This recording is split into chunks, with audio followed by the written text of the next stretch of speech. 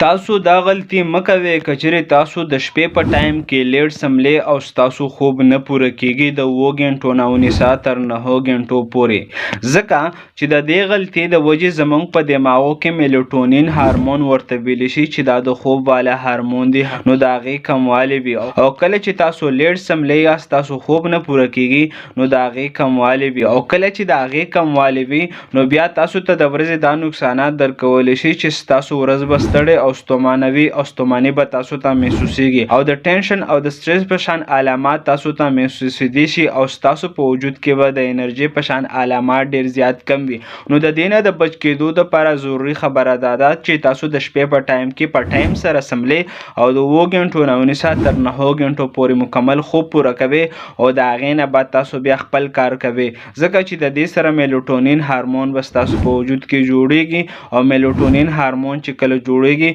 نو ستاسو د ورځې چې کومې خبرې دي یا کوم کارونه دي بهتروالي طرف ته به ورسره درومي.